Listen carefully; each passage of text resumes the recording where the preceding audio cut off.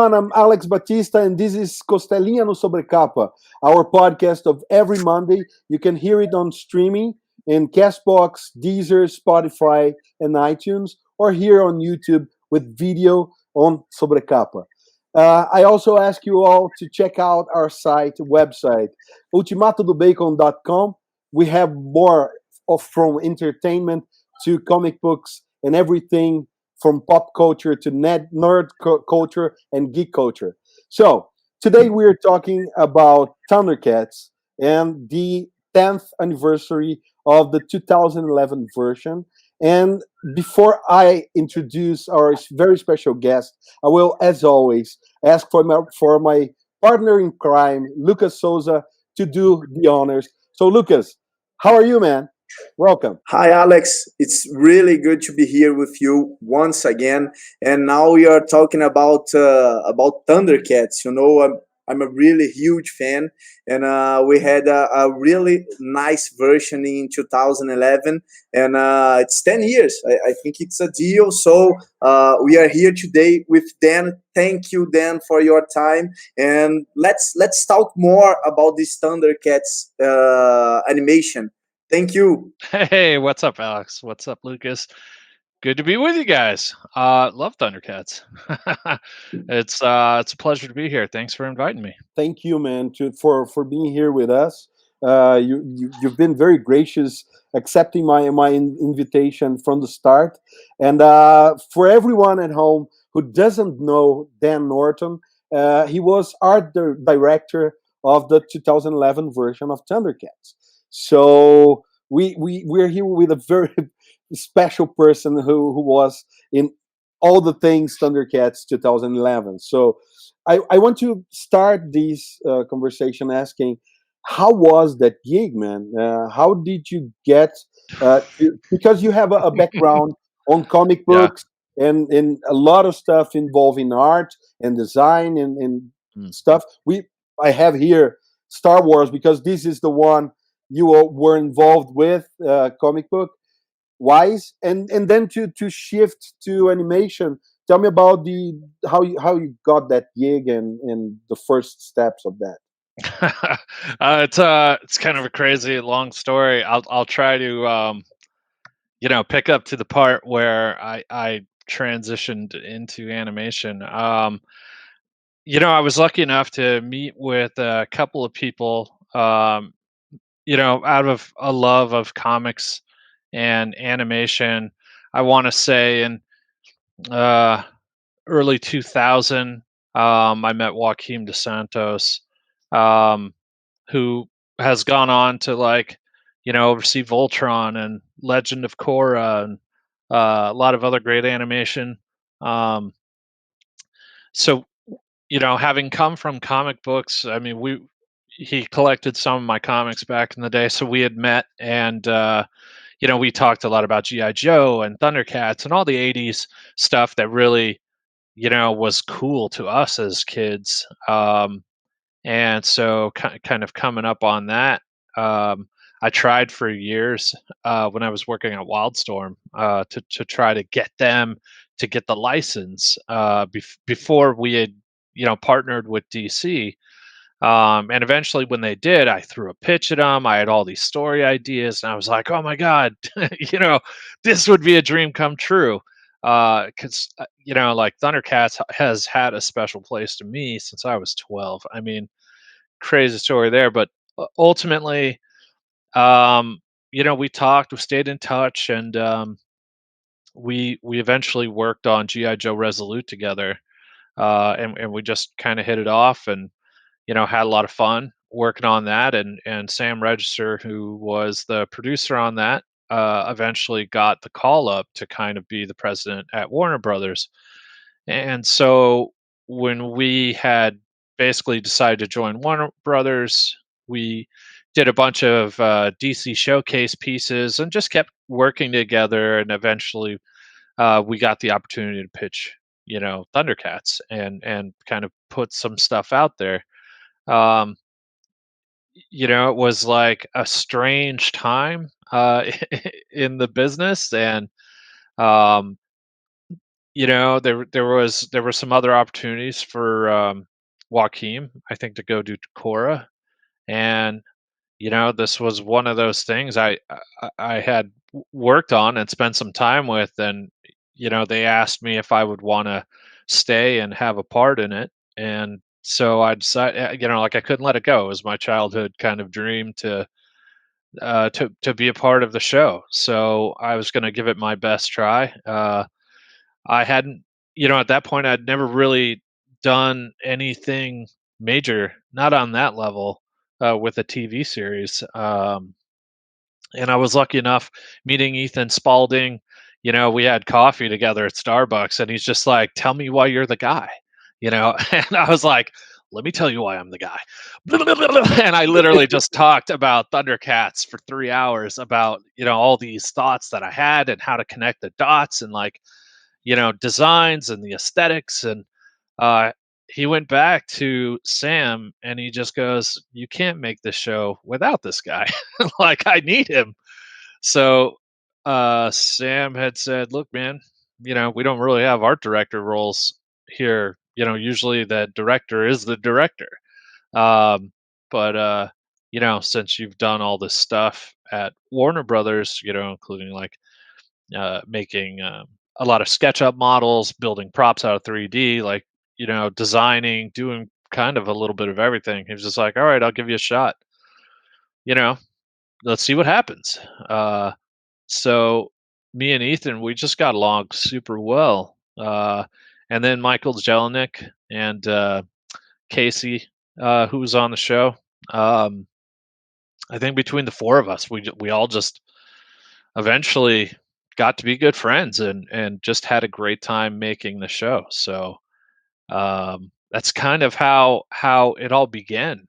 Um, but I did, prior to all this, I spent years drawing comics and stuff. That was kind of my bread and butter. I didn't get the opportunity to do the Thundercats comics, even though if you look in the Thundercats special, Thundercats Zero that they released that Jeff Scott Campbell did, in the back, you'll see that I had done these designs and they had said that I was going to do the series, but then they yanked it away from me because I was working another job at the time when, when it had the opportunity had come around to do the comic books. So Ed McGuinness got it. And I was like, "Ah!" Why? Yeah.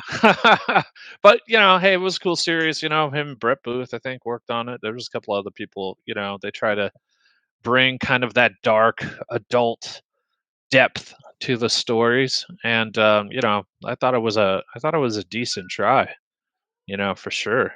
Um Thundercats is one of those things. It's really hard to get right, but when you're trying to make it too, there's so many other restrictions and things that actually happen during the whole process. You couldn't just make a one to one of what was in the 80s. It was impossible, you know? And I must chime in here Yeah. before I give the word to Lucas, because Yeah. I want to confess something. I was 5 or 6 when Thundercats premiered, the Mm, original one premiered right. in Brazil, and so it was my show, my life show. Like I Mm, had everything Thundercats as a kid. So for me, it was very emotional when I heard about a new version in 2011, and I was avoiding it at all costs, man. Like I was, angry that they were oh, touching my Thundercats. I And then a know. friend of mine that was also in love with Thundercats, he said, "Man, you have to check that out." And I started catching up with the episodes on Cartoon Mm, Network. I believe it was Cartoon Network. yeah. But the thing is, I fell in love from episode one, because what Nice. you guys did is like, you respect what is the archetype of the characters. Mm, Like Lionel is that kind of leader, but a kind of irresponsible. Tigra is a, a certain aspect of Lionel, but a little more intelligent, but also mm, a little more, can I say, sarcastic, and mhm, so on and so forth. And they were all there, but all the things were mixed up, and that mhm, was gold, man, because I'm not seeing again the show I love. If I Mhm, want to see the 85 version, I mhm. go there and I check it out. And Totally. this version was so amazing. It was like alternate reality, and it Mhm. was so good, and the emotions and all that Thundera on third world evolved, and we have like a society. So it Yeah. have levels and very great aspects. It's no coincidence that I have, the Lionel Yeah. version in my desk. Love it. It was like the first. This was the first gift my wife gave to me when we were starting to date back then. Oh, So that's because it fantastic. became as important as the first version. So congratulations on that. I, Oh, I man. want to ask you about Yeah. how these ideas were brought to the table, and then I will pass the for Lucas. uh, how to use this feeling and the soul of the old Thundercats and do a Mhm. revamp that was like a total reboot. Yeah, great question. There was I think we looked at it early right away and we're like, there's no way you can put lightning back in the bottle. It not in the respect of the old show. The original designs, the animators, the writers, the approach, like it was a magic time where all that could exist. And I think they did an amazing job that, captured our imagination. It just looked phenomenal. It was so different. And so in approaching it, from a new point of view, we had a lot of challenges. We couldn't, working with talking to Bandai and such. They had the need to say, um, we need at least three evolutions in every character for the series because we need to sell toys. We need to have variation. And so we're like, okay, check.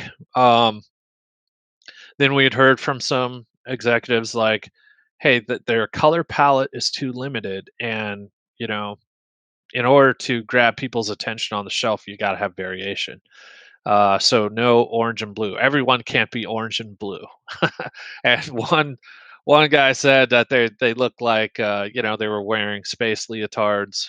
They looked like bad Jane Fonda workout clothing, or they had clown face. So it's like there was a lot of stigmatisms and stuff from the old show that people weren't buying into for a number of years.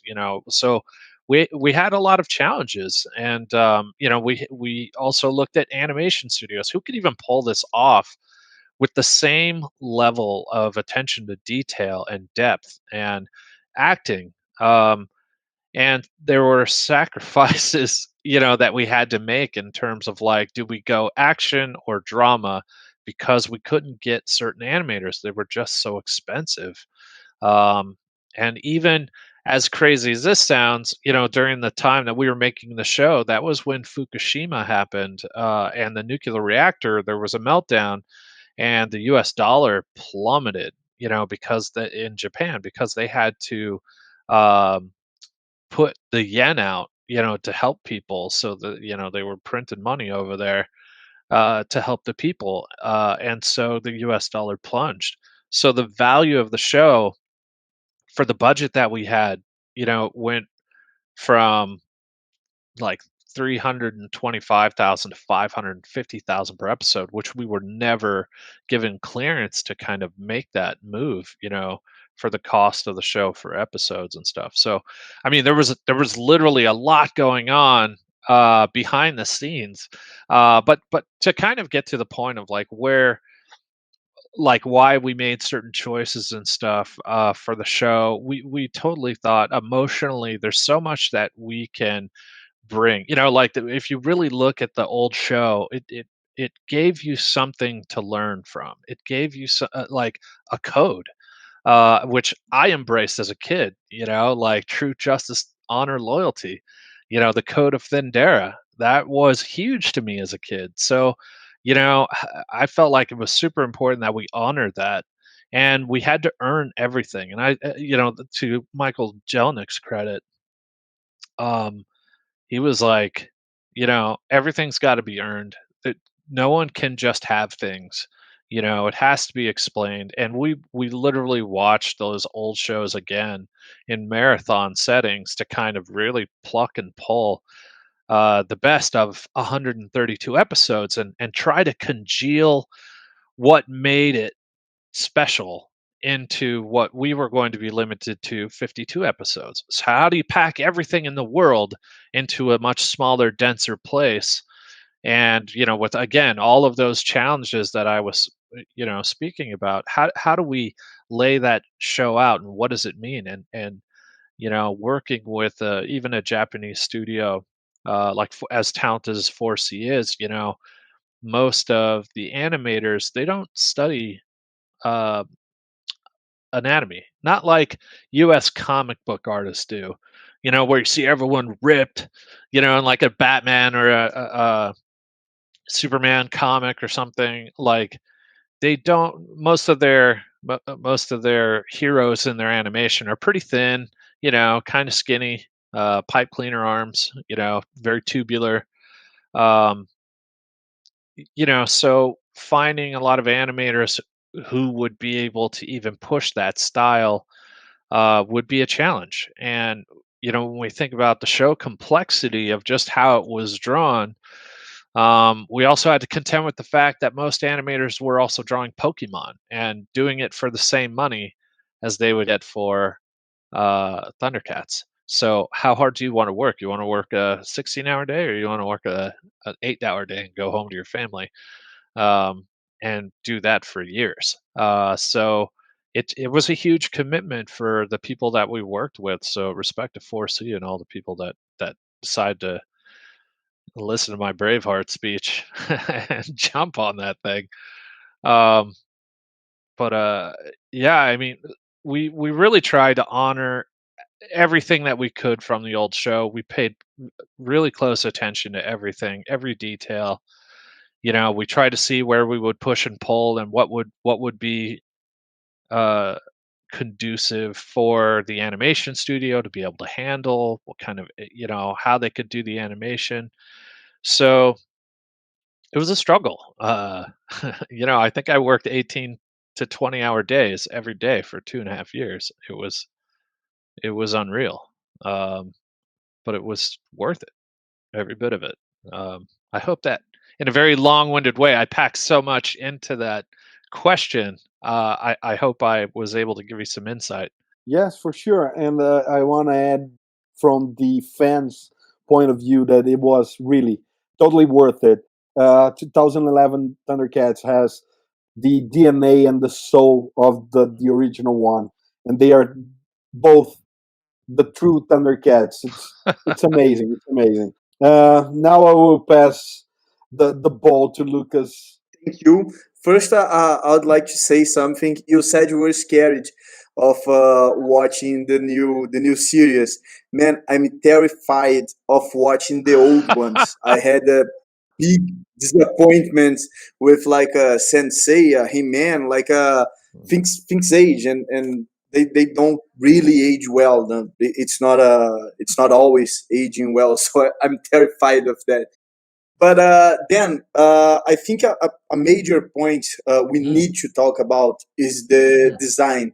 Like I really, really liked the design of the Thundercats in the 2011 animation. It's new, but it's also classic. Like you add elements, but you respect the classic elements. Like Lion O is amazing. The outfit it's really great. How did that design came up? Like the design is a really deal breaker to me.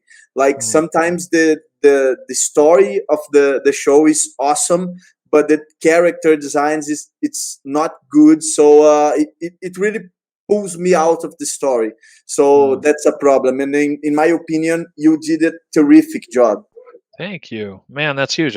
Thank you so much. That's very nice of you. When we thought about the designs, like we try to think about, like use the old show as the template, looking at the initial palettes and we wanted to stay true to the palettes or the colors that were there. And then we kind of created a diagram, so that we had a dichotomy set between the different races, and how far their technology would be advanced, what kind of costumes they would wear, to kind of show the level of progressiveness in the sword and sandal kind of way. The Thundercats had the most articulated outfits, and we kind of worked our way down through the animals. And then we would assign each animal kind of a different element. The Monkeyan was sticks and stones. Um, Slithe was bones and leather, and Monkeyan was fur, brass, and kind of unrefined metals like iron and brass.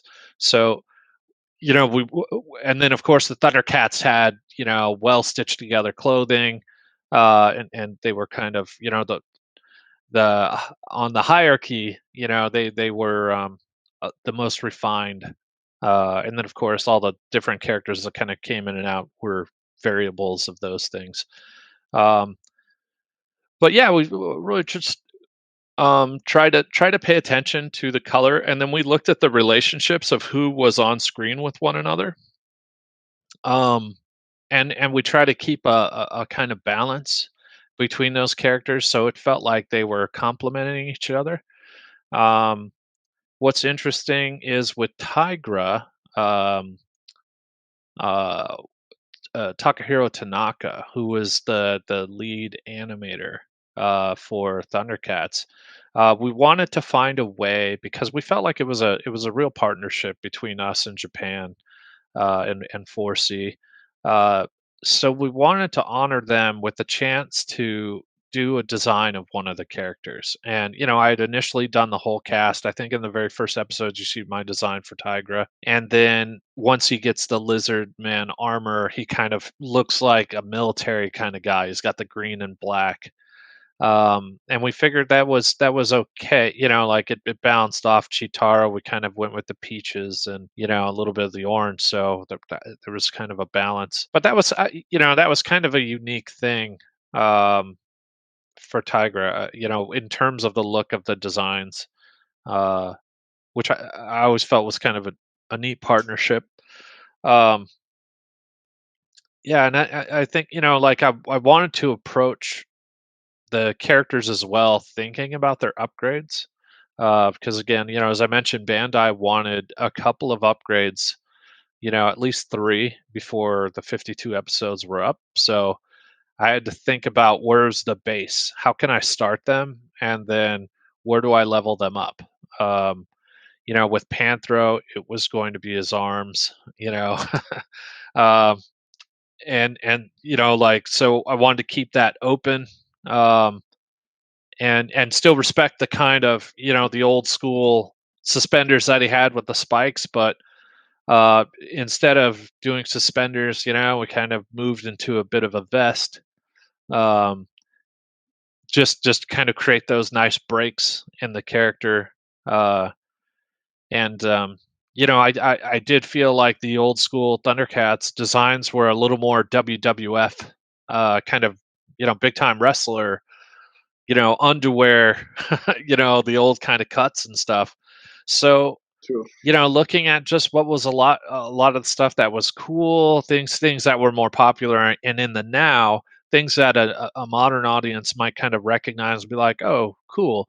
I went more with a futuristic knight, medievalish look.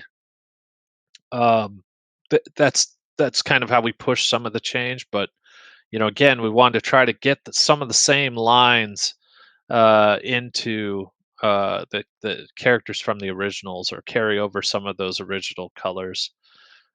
So we felt like that was pretty important. Awesome. Mhm. So Dan, I really liked Pantro, and the glove, the Lionel glove. I thought it was awesome. It changed it, but it really catches me. Before our interview, I was saying to Alex that I have a feeling that nowadays people are not not as interested in deep story plots as they used it to be. Like my son-in-law, he can watch a cartoon, a 22 minutes cartoon that doesn't that don't need many backgrounds, but it's hard to him to watch 2 hours Superman episode or whatever.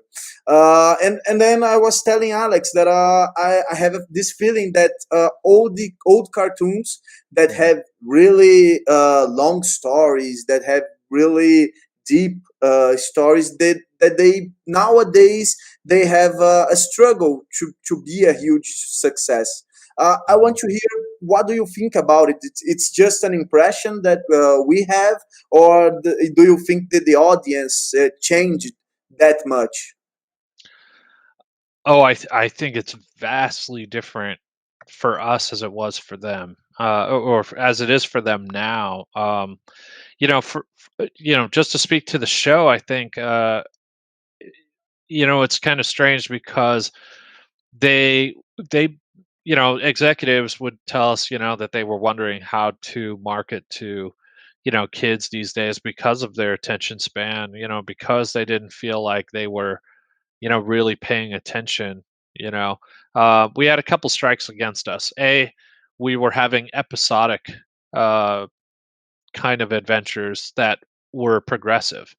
um and for cable, when you syndicate, they might not show episodes in sequence, so they wanted single cut episodes, so they don't have to, your audience isn't going to get lost and have to go, oh, what episode, where do I miss, and then next week it wouldn't be the same. If you think about Friends, the TV show, you just get a half an hour episode and it's just kind of an adventure every week, and that was their model, right? Make a Friends style show that can be syndicated. um, and Teen Titans had done that, and was successful for years.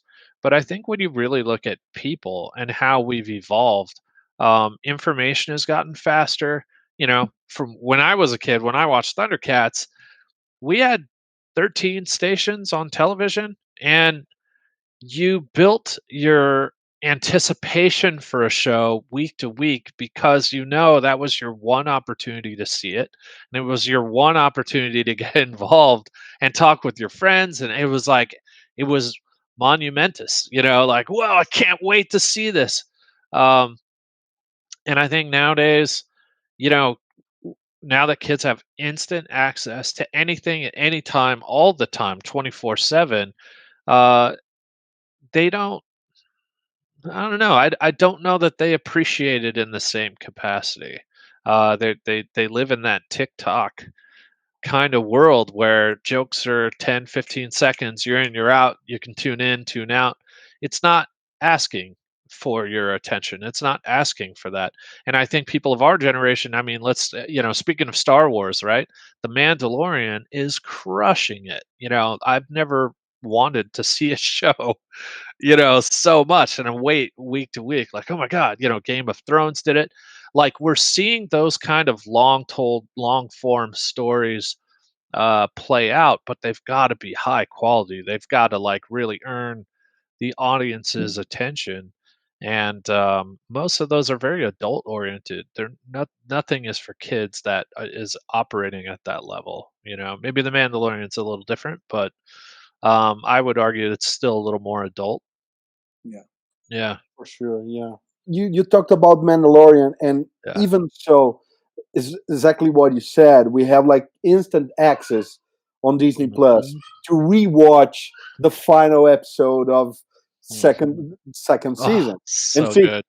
it was amazing. So Yeah. we can rewatch and rewatch and rewatch, and I think, in my opinion, that Thundercats got prejudice because it was animation.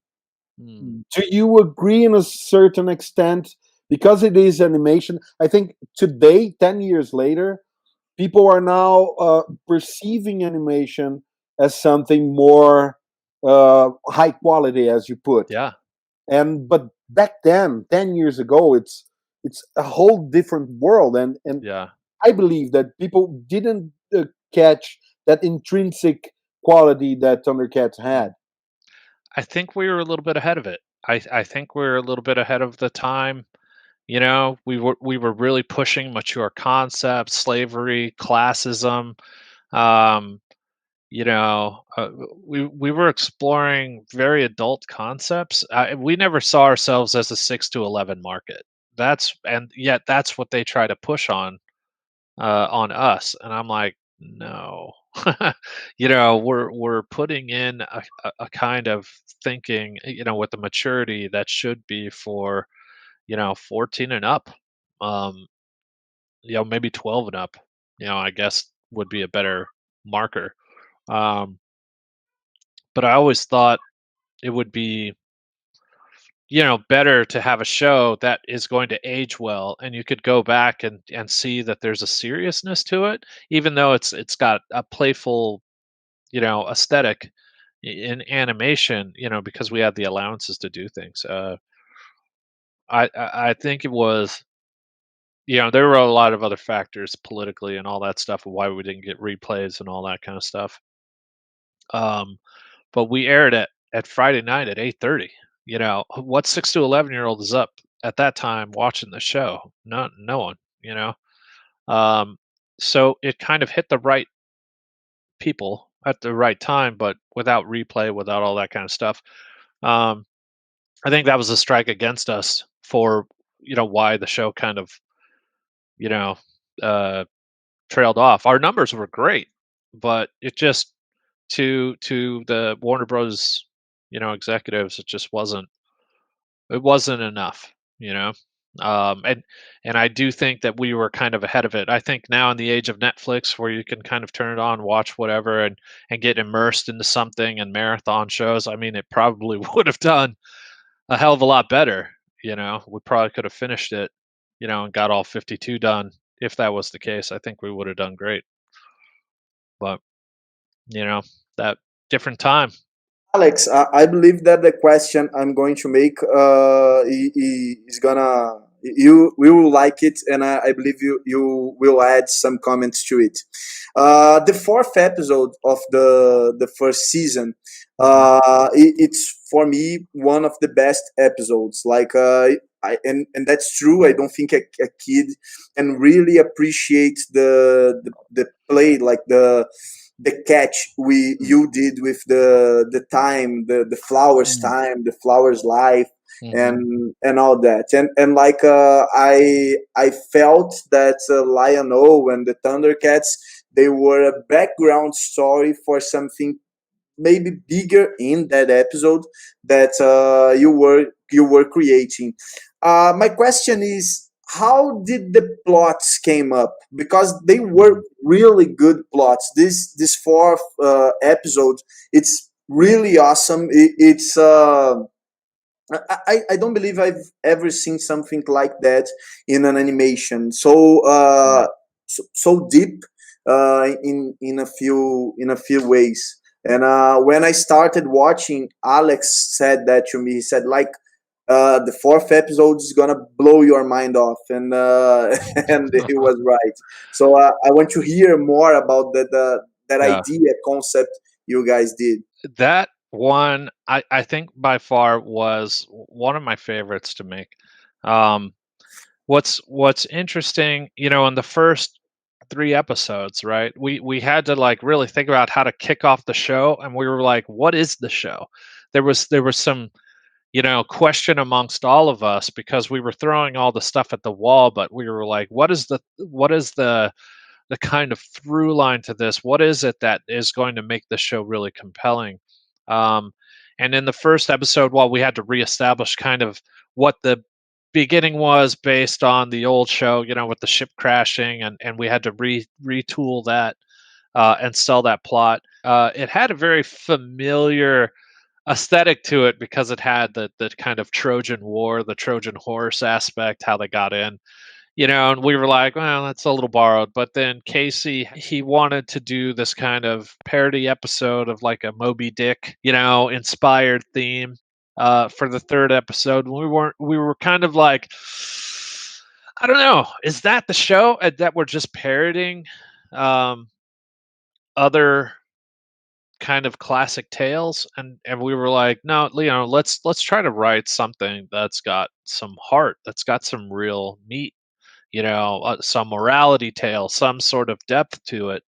And as we were kind of thinking through the show, so what's interesting is Jelnik, he called me into his office and he's just like, look, man, I want to do something with time, like time passage and something about, the relativity of time. And I don't know, like, how would you convey that? What would you do with that? And I was like, well, I think the first thing that comes to mind are seasons. It's very easy to understand seasons itself. And he was like, yeah, okay. So he goes, in terms of time, there was like a tsetse fly, I think, that lives for one day. And he's like, how would you showcase that? And so I told him that I would make, if I'm thinking about seasons, I'm thinking about flower people or like leaves, where you could see the distinguished look of how a leaf transitions from it being blossomed and, eventually crumbling to dust and fading away. And he was like, "Oh my God, I think we got it." And we had talked about how the Thundercats were, being chased into the Briar, and we saw some cool kind of reference at one point with these little vegetable people, and it was like, okay, that's pretty inspiring. And we started playing with looks and feels of those characters, and so then that's how Emmerich was born. In in a way, the idea was seeded. Sorry, terrible jokes.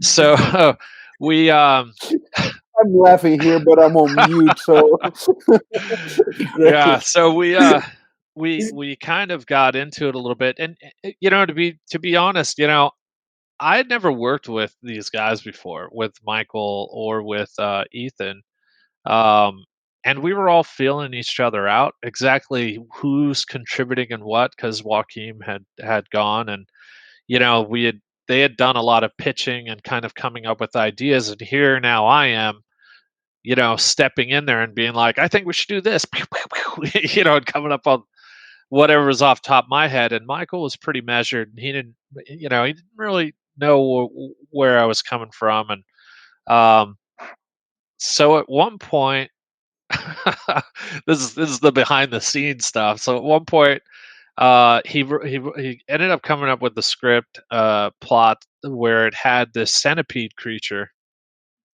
and it was, in the briar, and it was eating them, eating the dudes, which later became the bird kind of thing that's in that episode. But I was like, yeah, man, I'm not feeling it.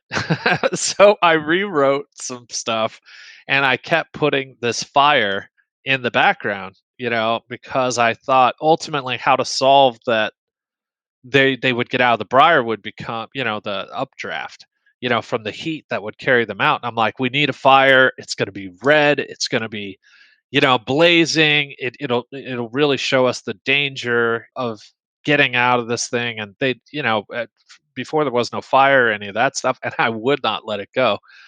And so, I think and then Michael would change it back, and then I'd go in and change it again, and he'd change it back. And uh, it prompted Sam, who was the president of Warner Bros., to come into the office and just go, "You're not the writer, man.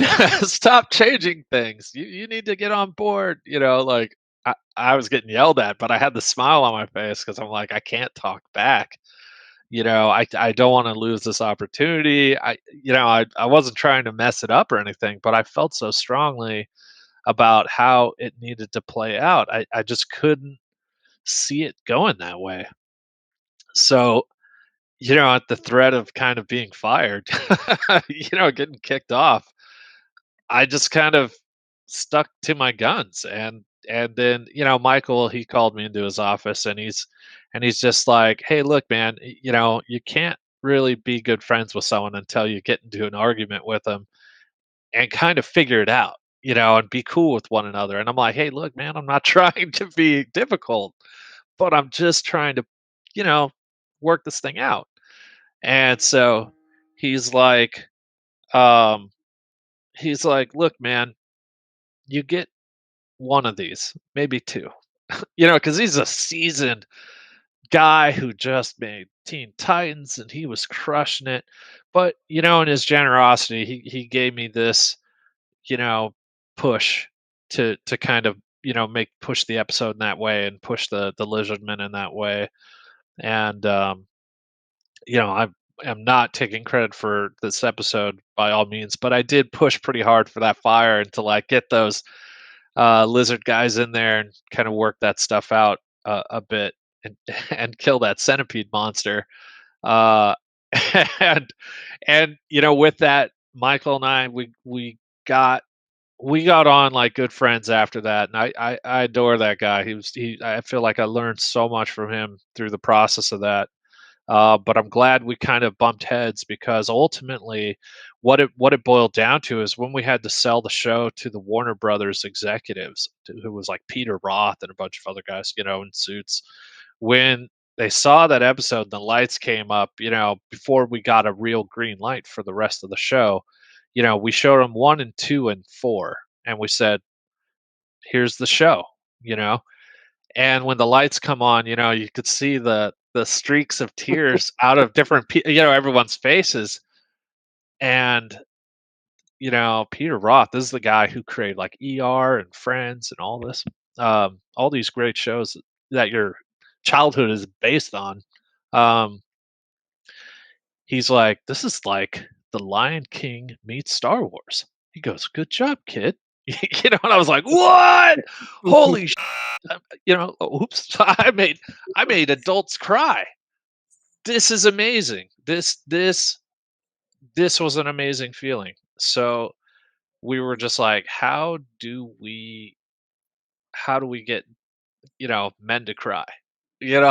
Like Yeah. for the rest of the episodes, let's really concentrate on emotion, and make this just powerful emotionally, and put these characters into the place that lets us take a step back and just really emotionally invest in these guys. And that became the show. That So the fourth episode was the one that really where we put the anchor in the ground, and we're like, let's build these morality tales that make you care, you know? And that was the show. And yeah, man, that would be my comment because I I ended the episode "Song of the Petalers" and I Yeah. was in tears, and I said, "Okay, I used to cry in 1 or 2 episodes back in '85, but Yeah. I was 5, man. I'm 31, so how come I'm crying like a baby here? Like it's so Oh. emotional, and I can't remember the episode without getting a little emotional. It's Mm, so dense and right to the point, and yeah. it's a life lesson. Like Yeah. Lion King meets a Star Wars. It's the very great analogy. Right? I also want to point out that in the first episode, I Yeah. can resemble some similarities with the book Siddhartha of Hermann Hesse, where Siddhartha is the guy that became Buddha. And Yeah. in this book, his father is very wealthy, and he goes in the town, in the city, to Mhm. see the poverty and to see the slums and so on and so forth. So when the Thundercats, the 2011 Thundercats, hooked me in that scene when Lionel is in the slums and Mm. going around in poverty, and I said, "Wow, did they get that from Siddhartha, or is just a I wish I'd far heard out of it. coincidence?" Because it was so powerful. Like Yeah. the prince is going to check out the streets, how people Mm. live, and Yeah. it's so powerful, man. Everything is so powerful in Thundercats 2011. Yeah, I mean, I grew up pretty poor, you know, and, I'd always had people hold wealth over my head, you know? So, I had to wear hand-me-downs and do all that kinda stuff, that was just life. But, um it kind of stuck out to me. One of the things in the designs, I had initially did a play or a round of designs where all the Thundercats had tails, and because I thought, like when you watch a cat, there's so much to be said when a cat is just stoically sitting and looking at you, and you see its tail like kind of give its emotion, like how it whips around, and same with dogs. And I'm just like, oh, to me, there's personality and stuff in there. And then it was just too much. It was too much to have the tails on everybody. It just didn't make sense. But I thought, hey, the twins really look good with tails. There's something playful with that. And we dove into that a little bit more, and we thought, what an interesting thing is if people who would, much like people do now, they alter themselves either for their self esteem or for some reason to fit in. And by cutting off your tail, um, much like how you would trim a dog's ears or cut off a dog's tail, like it's one of those things to kind of go past your means to look like you fit in. Um, and so we decided that people who were less to do would have their tails still, and people who were a little better off would have it removed, like a circumcision or something, where royalty would all cut off their tails. Um, and at one point I had this idea where Panthro, you would see him with the tail at first, and then there would be this kind of running joke, much in the same capacity where, someone would say to a hero, like, "I thought you'd be taller." Yeah, I hear that a lot. It would be the joke would be, "I thought you had a tail," to Panthro, because I thought at some point, okay, so if Zen monks, like sitting in their lotus position, one of the hardest things to do when we think about Shaolin monks is to do, single point push-ups, right? Or maybe do single-handed push-ups on one finger. Um, I thought it'd be interesting is if you could meditate and literally sit on the tip of your tail, and he would, be at one and kind of, balance himself on the tip of his tail. And we ended up junking that idea, but we kept the joke. So if you see in, I think, episode 5, what happened to your tail? Like Groon asked him or something. Um, but we just kind of left it up to people's imagination that at some point, he got his tail broke or cut off or something happened to him. And he was just like, I don't want to talk about it. Like it would be Great. some joke for later on. So we hung on to that, but in the terms of, like that really pushed this idea of classism, and like letting us look at, even amongst Thundercats, they look down on certain Thundercats, like they did the twins. They were like, ugh, street urchins. They knew just because they had tails that they were less. Um, and yet we over the show would prove to the audience that there's so much more to them, than having tails. It didn't matter because they're great people. And hopefully that was something subliminal in a way where, we try to speak to the audience, and say, you know have it, be strong with who you are. Believe in yourself. It doesn't matter if you have tail or not, or money or not. It doesn't matter. It's all about character. you know I just want to really thank them. Like that's the show is amazing, but hearing from you, them, I believe the experience is more than it was before. Thank you very much, and the tail story is awesome. It's a shame it was not in the show, the whole tail thing, but I remember the joke you Yeah, just mentioned. So awesome. Thank you very much. yeah, my pleasure. Yeah, anytime.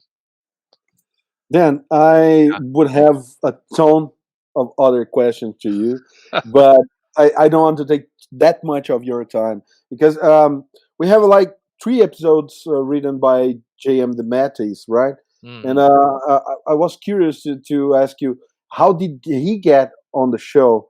It was because of your connection to comic books, or was he brought from? No, Michael, man, he knows everybody. He's super well connected. Lots of great writers. I mean, through his experience, he had lots of people write episodes on all the shows that he worked on, and the people that he pulled for Thundercats were some of the best people that he knew. Uh, the show itself was really hard to write. It was moving at a mile a minute. It was very complicated. We had all these relationships with all these animal types, and we were making stuff up on the fly. We were, really improving certain things. We were, some of the stuff we had put in there for the DNA. Um, not to kind of take away from anybody that was writing that show. They deserve all the credit. Um, but we would have to do kind of a beat sheet, just to get them through it. They would write it, and we'd have to find ways to quickly get it so it fit into the universe of all the other shows that were happening in progress and stuff. So we had to retool things and move things around, just to make everything work, so it was coherent. um, but I mean, man, those writers really crushed it. I give them so much credit for trying to understand the madness that was going on, while we were uh, crunching to put this stuff together. Yeah, some of those episodes really stood out. Yeah, And the final and last question from my part. yeah. Is there any possibility for us to check out the end of the story in, I don't know, maybe comic book form, or is it too much bureaucratic to get the rights, or you see that there's no interest? How do you see that? I think there was an interest. The audience was amazing. I'm so I can't even tell you how uh supportive the fans of the show were. There was no want for more interest from fans. It really, to not to knock even Warner Brothers, but I know that they're a business. um it didn't meet their profit model, for one thing. um and the I don't know what shows can really meet that. If it's not a hit, it doesn't live. It's kind of strange. um the trouble with getting the show back or to finish it off in any capacity is, first and foremost, you know Rankin and Bass and their interest, or like what they want to make off the show, or what was happening. There's no money to make the show, if we have to pay it all out, and um the group of us that were together to do it, I mean, everyone's moved on to different stages of their lives. um I'm working at Riot Games now. I make a lot of the cinematics and stuff that come out for League of Legends, which is fun for me. I mean, I'm having a great time. When it comes to Thundercats, to try to get the old gang back together to do it again would be nearly impossible. And the story that we were trying to finish, um, I'll be honest, I kind of tricked people into, not knowing that I was slipping in Monstar from Silverhawks, and we slipped in Mako from the Tiger Sharks, and like we were plotting to kind of pull all that stuff in. And when they found out, they're kind of like, I don't know that we can clear all this kind of stuff. I mean, we would have figured it out, but um, we were hoping to take the Rankin and Bass universe and tilt it on its ear and make it feel like what Avengers Endgame did, and just blow the door off with reveals and have people coming in from episode, and you're just like, oh my god, it would have been this monstrous epic battle. Um, and like on other podcasts and stuff, I've talked about the depth of some of those episodes, that I wanted to make, or that the team wanted to really make. um and it was going to get dark. It was going to get violent. It was going to get hardcore. And, because we figured the audience was growing.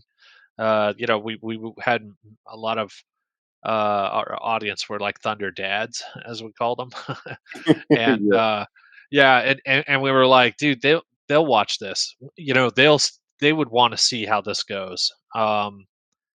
And I think with where we wanted to go and how we wanted to do it, it would take a lot of arm twisting, and you got to have a studio behind you. You got to have them willing to just back you and believe in you. And Warner Brothers wasn't that place. They just you know they're a business, and it's like I respect that. It's cool, do your thing. Um, but they weren't really into the story. It was like meh. It was just like whatever. It's just a show.